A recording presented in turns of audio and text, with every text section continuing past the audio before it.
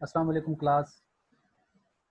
आज हम करने जा रहे हैं exercise 1.3 FSc part 1। Last exercise है ये हमारे पास।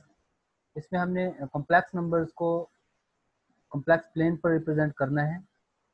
क्या है क्वेश्चंस, ये हम देख लेते हैं एक्सरसाइज के।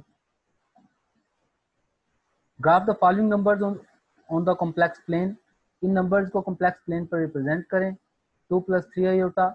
अच्छा, इससे पहले आप लोगों को ये बताता चलूँ कि आप लोग कॉम्प्लेक्स नंबर्स को ऑर्डर पेयर्स की फॉर्म में भी लिखते थे। हमने लास्ट एक्सरसाइज के अंदर ये देखा था। तो हम इनको जब ग्राफ करेंगे तो ग्राफ करते हुए बिल्कुल वही कॉन्सेप्ट आपने ज़हन में रखना है कि 2 + 3 आयोटा को आप लोग इस तरह ऑर्डर पेयर की फॉर्म में लिख सकते हैं। और जैसे रियल नंबर्स में ऑर्डर पेयर की फॉर्म में किसी भी कॉम्प्लेक्स नंबर को आप लोग लिखते थे, तो इसके अंदर भी उसी तरीके से कॉम्प्लेक्स नंबर को रिप्रेजेंट किया जाता है। लेकिन इनको रिप्रेजेंट करते हुए हम क्या काम करते हैं कि आप लोग कॉम्प्लेक्स नंबर्स को रियल प्लेन के ऊपर भी, रियल प्लेन और द कोऑर्डिनेट प्लेन क्या है हमारे पास, ये रियल नंबर्स के लिए जो कोऑर्डिनेट प्लेन होती है वो ए क्रॉस बी। ये ए क्रॉस बी लास्ट एक्सरसाइज मैंने आप लोगों को बताया था कि अगर कोई से दो सेट्स को आपस में कार्टियन प्रोडक्ट ले तो उसमें ऑर्डर पेयर्स आते हैं। तो उन ऑर्डर पेयर्स को आप लोग क्या करते हैं, इस तरीके से ऑर्डर पेयर्स को इस प्लेन के ऊपर रिप्रेजेंट करते हैं। और उसमें क्या है, जो फर्स्ट एलिमेंट होता है, जिस तरह 1 - 1 है, तो 1 जो फर्स्ट एलिमेंट है वो एक्स एक्सिस पे होता है और सेकंड एलिमेंट वाई एक्सिस पे। तो जो कार्टियन प्लेन है उसमें राइट साइड पे जो हॉरिजॉन्टल लाइन है उसको एक्स एक्सिस कहते हैं और जो वर्टिकल लाइन है उसको वाई एक्सिस कहते हैं। तो ये लाइन एक्स एक्सिस है और ये लाइन वाई एक्सिस है। और एक्स एक्सिस में राइट साइड पे पॉजिटिव नंबर्स होते हैं, लेफ्ट साइड पे नेगेटिव नंबर्स होते हैं।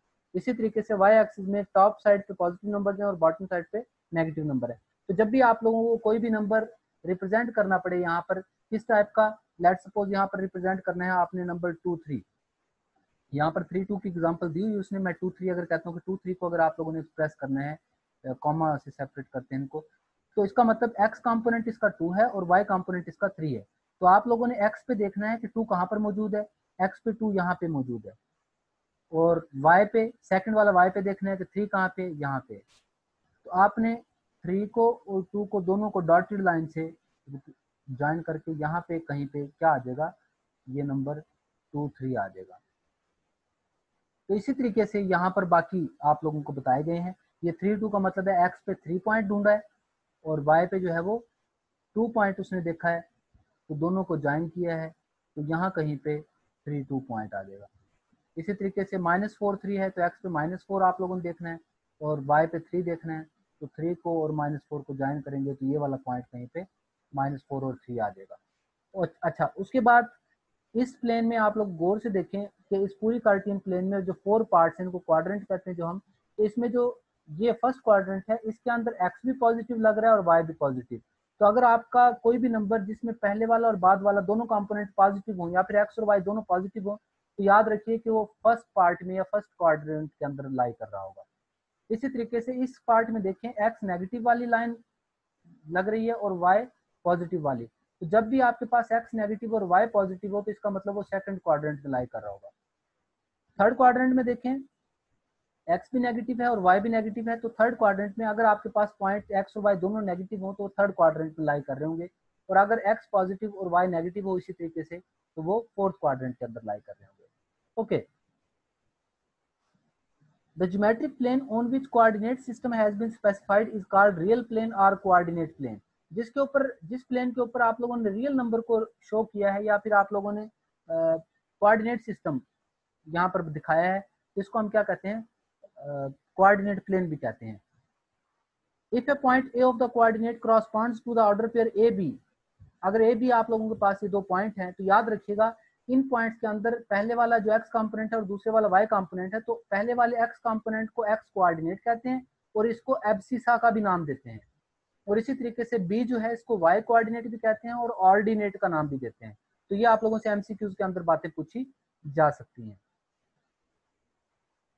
एब्सिस और ऑर्डिनेट की यहाँ पर एग्जांपल्स हो गई हैं। उसके बाद कॉम्प्लेक्स प्लेन, तो जैसे किसी भी रियल नंबर को आप लोगों ने, रियल नंबर का जो ऑर्डर पेयर था उसको आप लोगों ने कार्टियन प्लेन के ऊपर शो किया था, वैसे ही कॉम्प्लेक्स नंबर को जब हम कहते हैं कि कॉम्प्लेक्स नंबर को आप लोग ऑर्डर पेयर की फॉर्म में लिख सकते हैं, तो इसके लिए भी वैसे ही प्लेन बना सकते हैं। प्लेन वो सेम होगी लेकिन अब उसका नाम हम कॉम्प्लेक्स प्लेन रख देंगे। और उसमें जो एक्स एक्सिस होगा वो रियल एक्सिस होगा और वाई एक्सिस जो होगा वो इमेजिनरी एक्सिस होगा। ये देखें यहाँ पर 3 2 पे बिल्कुल वैसे ही समझें आप लोग जैसे हमने प्रीवियस क्वेश्चन के अंदर 3 2 पॉइंट को रिप्रेजेंट किया था ऑर्डर पेयर को। तो ये 3+2 यूनिट का मतलब है कि एक्स डायरेक्शन में 3 और वाई डायरेक्शन में 2 यूनिट, तो उन दोनों को आपस में ज्वाइन करने से आप लोगों के पास यहाँ पे 2 यूनिट और यहाँ पे 3 यूनिट, उनको ज्वाइन किया है तो ये 3+2 बन गया है। और वेक्टर को ऐसे शो किया है उसने, ओरिजिन से यहाँ तक जैसे पोजीशन वेक्टर शो करते थे वैसे यहाँ पर उसने उसकी मैग्नीट्यूड रिप्रेजेंट की हुई है। ओके, इसके बाद हमारे पास जिस तरह वहां पर उस प्लेन का नाम रियल प्लेन था, कॉम्प्लेक्स नंबर को जब भी किसी कार्टियन प्लेन के जब भी कॉम्प्लेक्स प्लेन पे जाहिर करते हैं तो उस डायग्राम का जो नाम है उसको आर्गन डायग्राम कहा जाता है। तो ये भी आप लोगों को पता होना चाहिए कि आर्गन डायग्राम कहते हैं इसको। ओके जी, हम अपने क्वेश्चन की तरफ चलते हैं। 2+3 योटा 2 3 इसको उसने डिनोट किया हुआ है। तो ये यहाँ पर देखें एक्स डायरेक्शन में 2 और वाई डायरेक्शन में आप लोगों के पास 3 यूनिट है तो 2 3 से डिनोट किया हुआ है। तो इसी तरीके से आप लोगों ने ये जो पॉइंट्स हैं जो भी मौजूद हों उनको ग्राफिकल फॉर्म में राइट साइड पे एक्स पॉजिटिव, लेफ्ट साइड पे एक्स नेगेटिव, टॉप साइड पे वाई पॉजिटिव, बॉटम साइड पे वाई नेगेटिव लेकर इनको यहाँ पर शो करना है। तो ये सॉल्व फॉर्म में आप लोगों को नजर आ रहे होंगे। -2 -3 है तो एक्स भी -2 लिया है और वाई भी -3 लिया है। वैसे आपको पूरी डायग्राम या एक्स वाई जो है वो एक जैसा पहले ड्रा करना चाहिए, उसके बाद आप लोग उसको बना लिया करें। मतलब अगर मैं कहूँ तो यूं एक्स एक्सिस आप लोग ड्रा कर लिया करें फुल, और ऐसे ही वाई एक्सिस फुल ड्रा करने के बाद फिर इस पे आप लोग उसकी डिस्ट्रीब्यूशन कर लिया करें। ओके जी, नेक्स्ट है हमारे पास मल्टीप्लिकेटिव इनवर्स फाइंड आउट करने हैं। मल्टीप्लिकेटिव इनवर्स प्रीवियस एक्सरसाइज में भी हमने फाइंड आउट किए थे, तो इस एक्सरसाइज में भी प्रोसेस वही रहेगा कि 1 और -3 होता है, -3 होता है तो उसका मल्टीप्लिकेटिव 1 ओवर -3 होता लिख सकते हैं। तो उसको फिर अयोटा से मल्टीप्लाई करें और डिवाइड करें, उसका आंसर आ जाएगा। लेकिन आप लोगों को पहले भी बताया था कि अगर हमारे पास कोई भी कॉम्प्लेक्स नंबर हो तो उसका multiplicative inverse direct find out करने का प्रोसेस भी है कि इसको आप लोग लिख सकते हैं 0 और -3। तो 0 और -3 का जो मल्टीप्लिकेटिव इनवर्स है वो कैसे आएगा, a over a square, a square का मतलब 0 square plus b square 9 comma minus b, एक माइनस फार्मूले वाला और दूसरा बी ये आ गया मेरे पास -3 ओवर ए स्क्र 0 और -3 स्क्र 9। तो ये ऊपर 3 आ गया है नीचे 9 आ गया है तो 3/9 1/3 होता है। तो 0 और -3 ये इसका आंसर बनेगा 0 और 1/3। तो इस तरह लिखना है, आप लोगों ने इस तरह लिख लें, और अयोटा/3 के फॉर्म में लिखना है तो इस तरीके से लिख लें, दोनों आप लोगों के लिए ठीक है। तो ये multiplicative inverse next find out किए हैं। ओके जी, नेक्स्ट हमारे पास योटा की हायर पावर्स हैं। ये ऑलमोस्ट वही उसी टाइप के क्वेश्चंस हैं जैसे कि हमने प्रीवियस एक्सरसाइज में किए थे, इस वजह से मैंने बाकी मल्टीप्लिकेटिव इनवर्स को सॉल्व नहीं किया। अयोटा पावर 101 है तो इसकी मैंने कहा था कि इवन पावर को सेपरेट कर लें, अयोटा 100 को सेपरेट कर लें और उस 100 को लिखा है अयोटा 2 पावर 50, और अयोटा की एक पावर को सेपरेट कर लिया होगा। तो अयोटा 2 जो है वो -1 होता है तो -1 पावर 50 डॉट अयोटा। तो -1 की जब इवन पावर लेंगे तो वो +1 आ जाएगा 1 डॉट अयोटा, तो इसको आप लोग अयोटा के फॉर्म में लिख लें। ऐसे ये देखें -a अयोटा पावर 4 है तो नेगेटिव की 4 पावर पॉजिटिव a हो जाएगा, a पावर 4, और अयोटा की जो 4 आएगा वो iota square power square 2 power 2 कह लें। अयोटा 2 जो है वो -1 है तो -1 पावर 2 +1 आ जाएगा, तो a पावर 4 इसका आंसर आ गया। ये आप लोगों ने सिंप्लीफाई इनको करना है जी।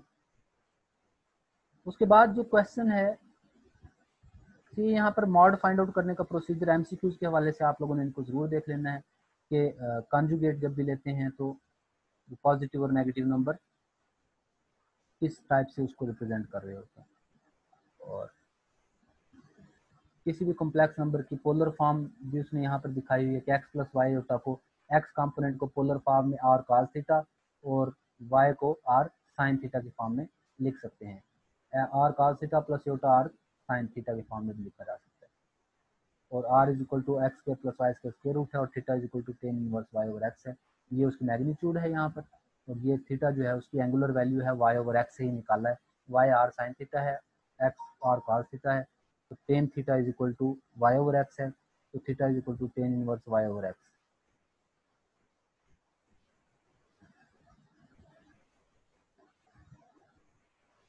ओके जी, यहाँ पर ये क्वेश्चन है जिसकी मैं बात कर रहा हूँ, prove that z bar is equal to z if and only if z is real. तो इसका यहाँ पर सोल्यूशन दिया हुआ है, z bar is equal to z if and only if का मतलब है कि आप पहले सपोज कर लें कि जी बार जी के इक्वल है। जी बार जी के इक्वल का मतलब है कि ए प्लस योटा बी अगर जी है तो इसका जी बार या कॉन्जुगेट क्या होगा, ए माइनस योटा बी। तो आप ए प्लस योटा बी और ए माइनस योटा बी को इक्वल पुट कर लें, पहले सपोज कर लें कि दोनों इक्वल हैं। ओके, यहाँ से भी स्टार्ट कर सकते हैं आप, इसके बाद इस लाइन के बाद suppose g bar is equal to g a minus b iota is equal to a plus b iota. तो जब इसको सिंप्लीफाई करेंगे तो two a iota b is equal to zero, तो बी की वैल्यू जीरो आ जाएगी। तो बी अगर जीरो है तो इसका मतलब जी क्या हो गया, ए प्लस जीरो योटा। इसका मतलब g is equal to a, या यूं कह सकते हैं कि जी हमारे पास रियल है। तो एक पार्ट हो गया कि जी इज इक्वल टू जी बार लें तो जी रियल बन गया। दूसरी तरफ हम के ले लेते हैं, सपोज कर लेते हैं कि जी रियल है, और जी रियल होने का मतलब क्या है बेटा, अच्छा जी इक्वल टू ए हो गया, जी रियल हो गया। दूसरी बात, अगर आप लोग जी रियल ले लेते हैं दूसरे स्टेप में, तो जी बार भी क्या आ जाएगा, ए बार, और ए बार जाहिर है इसमें योटा नहीं है तो एज इट इज ए आ जाएगा। तो कॉन्जुगेट दोबारा ए आने का मतलब यही है कि किसी नंबर का कॉन्जुगेट दोबारा वही आ जाए तो वो रियल होता है। तो z bar is equal to z, तो हमने रियल लेके z bar is equal to z prove कर दिया है। जी जब रियल लिया है तो इसका मतलब हमने बी जीरो लिया था, तो जी इज इक्वल टू ए ले लिया, तो जी बार और जी को इक्वल प्रूव कर दिया। और पहले हमने जी बार इज इक्वल टू जी लिया था तो हमने जी को रियल प्रूव कर दिया। उसके बाद ये सिंप्लीफाइड है कि इसको योटा की फॉर्म में लिखें, तो जहां जहां नेगेटिव का स्क्वायर रूट नजर आ रहा हो वहां पे आप लोगों ने इसको योटा की फॉर्म में रिप्रेजेंट कर देना है इन क्वेश्चन के अंदर।